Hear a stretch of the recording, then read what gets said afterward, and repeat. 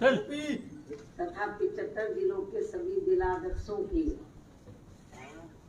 ये इकट्ठा अति महत्वपूर्ण बैठक बुलाई है। और आज की इस बैठक में प्रत्येक जिलावार व उसके अंतर्गत आने वाली सभी विधानसभा की सीटों की प्रदेश में अगले वर्ष के शुरू में होने वाले विधानसभा चुनाव की पार्टी की तैयारी को लेकर सभी जरूरी पहलुओं पर गहन समीक्षा की जाएगी, जिसके तहत सबसे पहले दिनांक 21 अक्टूबर से प्रदेश की प्रत्येक विधानसभा की सीट में पार्टी के सभी पोलिंग बूथों के पदाधिकारियों की चुनाव की तैयारी को लेकर चल रहे कैडर व सम्मेलनों आदि की प्रगति रिपोर्ट में जिले की किसी भी विधानसभा की सीट में कमी मिलने पर फिर उसे दूर करने के लिए अब इन्हें केवल 1 सप्ताह का ही समय दिया जाएगा। इस प्रकार से प्रदेश की सभी 403 विधानसभा की सीटों पर पार्टी की चुनावों की तैयारी को लेकर आज विस्तार से रिपोर्ट ली जाएगी। इसके साथ साथ चुनाव के दौरान पार्टी के सभी छोटे बड़े पदाधिकारियों व कार्यकर्ताओं को तथा पार्टी के उम्मीदवारों को भी किन किन खास बातों का ध्यान रखना है, तो उसके बारे में भी आज इनको जरूरी जानकारी दी जाएगी। इसके अलावा पार्टी की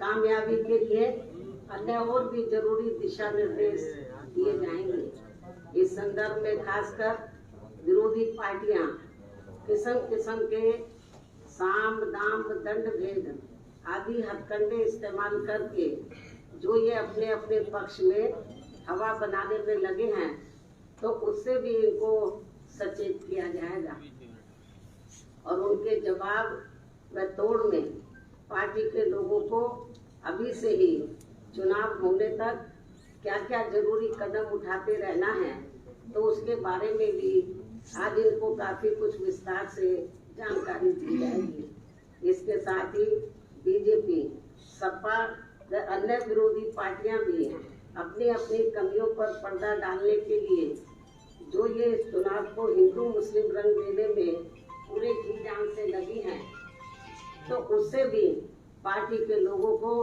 शहर शहर व गांव गांव में जाकर अभी से ही सावधान करने का भी कार्य शुरू कर देना है। इसके बारे में भी आज की बैठक में इनको बताया जाएगा, जिससे फिर ये लोग अपने अपने क्षेत्र में जाकर बताएंगे।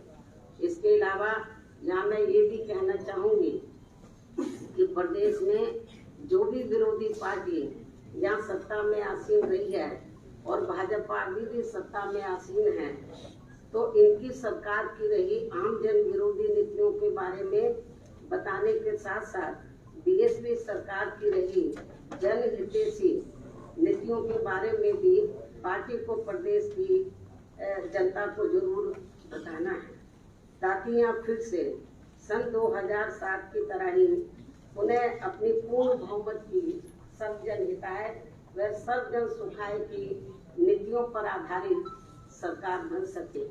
वैसे इस मामले में आप लोगों को ये विदित है कि बीएसपी की चारों रही सरकारों ने प्रदेश में हर मामले में व हर स्तर पर यहाँ अन्याय, अपराध, भय व भ्रष्टाचार मुक्त तथा विकास युक्त वातावरण पैदा करने के साथ साथ विशेषकर कमजोर वर्गों, गरीबों, मजदूरों, बेरोजगारों, किसानों, छोटे व्यापारियों एवं अन्य मेहनतकश लोगों के हितों के लिए भी जो अनेकों ऐतिहासिक व अति महत्वपूर्ण कार्य किए हैं, तो उन्हें प्रदेश की जनता अभी तक भी भूली नहीं है, जिसे खास ध्यान में रखकर ही पार्टी के लोगों को इस चुनाव में वोट मांगना है, ये भी इनको बताया जाएगा।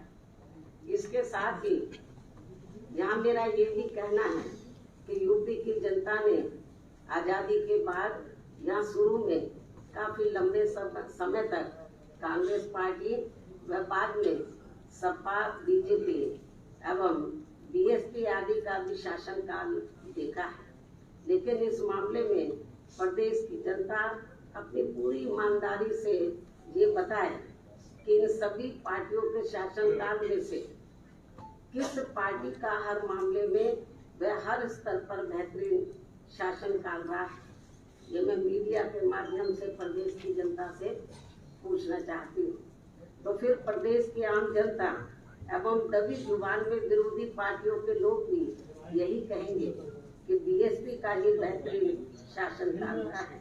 इसलिए प्रदेश की जनता को अब मेरा यही कहना है कि उन्हें अपने हित व कल्याण को ध्यान में रखकर वे इस चुनाव में किसी भी भावना से, किसी भी भावना में न बहकर तथा इनके प्रलोभन भरे चुनावी घोषणा पत्रों आदि के भी बहकावे में न आकर बल्कि बीएसपी के ही रहे बेहतरीन शासनकाल को फिर से यहाँ सत्ता में वापस लाना है, जिसकी इस समय प्रदेश की जनता को काफी सख्त जरूरत भी है।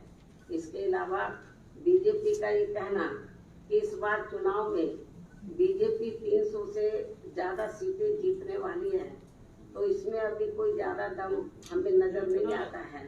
वरना फिर ये पार्टी चुनाव होने से कुछ समय पहले यहाँ आए दिन ताबड़तोड़ असंख्य घोषणाएं, शिलान्यास एवं अधकच्चे कार्यों के उद्घाटन व लोकार्पण आदि नहीं करती। साथ ही ये पार्टी अपने केंद्रीय नेताओं व केंद्र सरकार के वरिष्ठ मंत्रियों को भी अज्ञात थोक में नहीं भेजती। इनके साथ साथ यूपी सरकार के मुख्यमंत्री एवं मंत्रियों व पार्टी के वरिष्ठ नेताओं को भी एक एक जिले में फिर कई बार नहीं जाना पड़ता, तथा न ही इनको चुनाव घोषित होने से कुछ समय पहले या प्रदेश की जनता को व छात्रों आदि को भी किस्म के लालच आदि नहीं देने पड़ते। यदि यही स्थिति हमें काफी कुछ सपा व अन्य विरोधी पार्टियों की भी देखने के लिए मिल रही है, लेकिन ये सब प्रदेश की जनता काफी अच्छी तरह से समझ रही है। इसलिए मुझे पूरा भरोसा है कि यूपी की जनता अब इनके किसी भी प्रलोभन व हथकंडे आदि के बहकावे में आसानी से आने वाली नहीं है, बल्कि इस बार बीएसपी ही जरूर सत्ता में आने वाली है। और इसका मुझे अपने जमीन से जुड़े कार्यकर्ताओं व छोटे बड़े पदाधिकारियों आदि पर पूरा भरोसा भी है, जो मेरे दिशा निर्देशन में अपने अपने क्षेत्र की प्रत्येक विधानसभा में उसके सभी पोलिंग बूथों के क्षेत्र में वहाँ के लोगों को हर मामले में चुनावी तौर पर जागरूक करने में लगे हैं। वैसे भी अब प्रदेश की जनता वास्तव में यहाँ परिवर्तन चाहती है और अब बीएसपी को इस सत्ता में लाने का अपना काफी कुछ मन बना चुकी है। इस उम्मीद व भरोसे के साथ ही अब मैं अपनी बात यही समाप्त करती हूँ। धन्यवाद।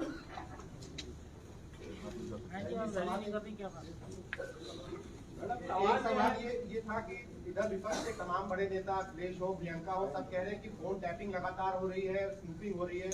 आपको लगता है कि ये सरकार जो भाजपा सरकार अभी है वो विपक्ष के बड़े नेताओं का, जिसमें आप भी सकता शामिल हो, उनकी फोन टैपिंग करा रही है या उनके सोशल मीडिया अकाउंट्स को हैक कर रही है? इसके बारे में मुझे यही कहना है कि जब सेंटर में कांग्रेस पावर में होती है तो कांग्रेस यही काम करती है। अब बीजेपी सेंटर में पावर में, अब बीजेपी भी यही काम कर रही है।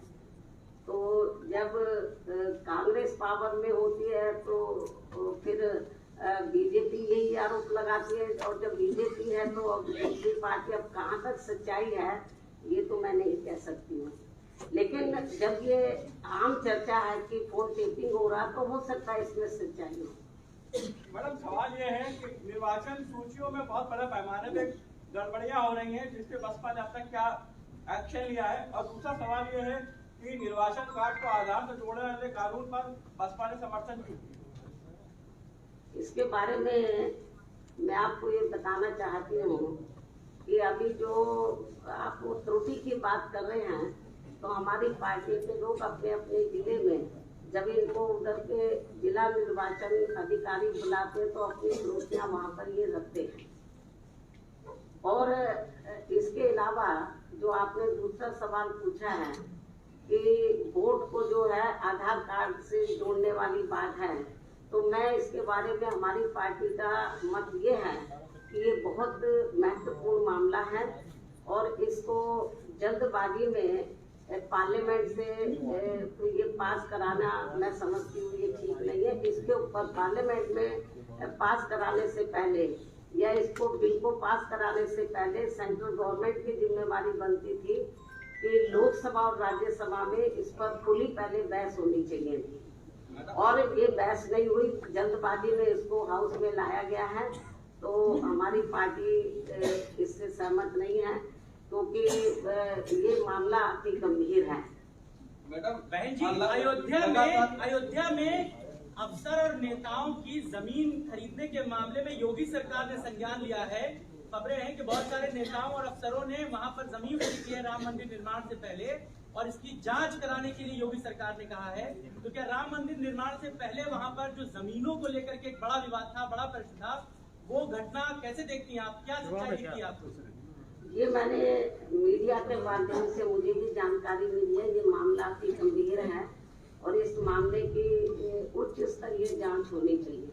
और हमारी पार्टी तो ये चाहेगी कि माननीय सुप्रीम कोर्ट इसमें दखल दे तो ज्यादा बेहतर होगा।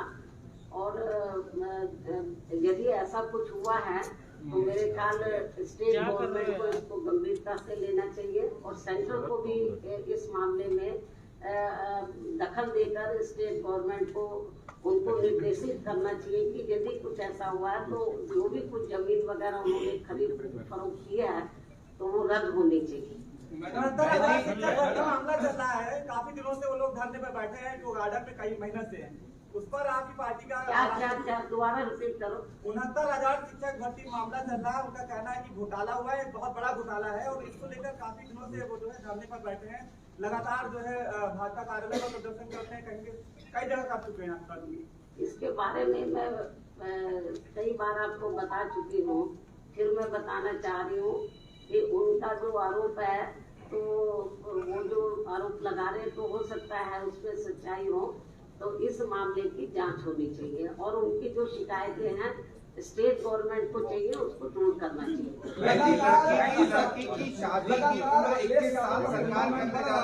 आज छोटे दल उनके साथ आ रहे हैं, यहाँ तक बीएसपी के भी बहुत सारे विधायक सपा में जा चुके हैं। सपा का कहना है कि ये नई हवा सपा के साथ है, आप क्या कहेंगी मैम?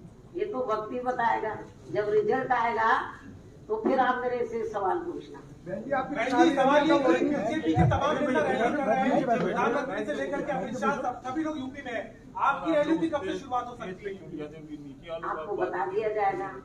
जो मैदान में जो इधर उधर घूम रहे हैं उनको घबराहट है, उनको बड़ी घबराहट हो रही है, पता नहीं वो पावर में आए ना आए। बीजेपी को भी हो रही है, सपा भी सोच रही है, तो इसलिए ये बेचारे मारे मारे घूम रहे हैं।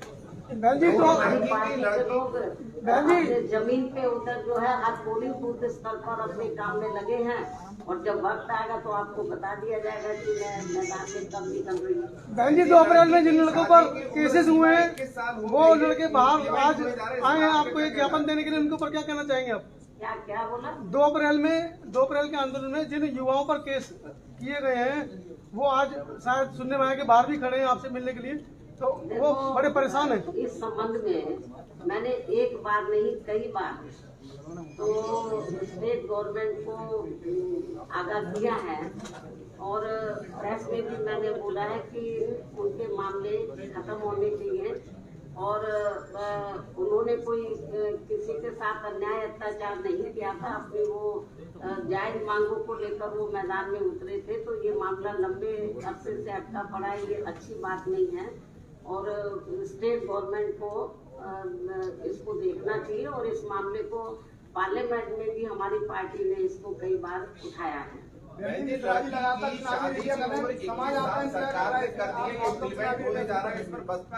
आपके पास कोई सवाल नहीं बचा है।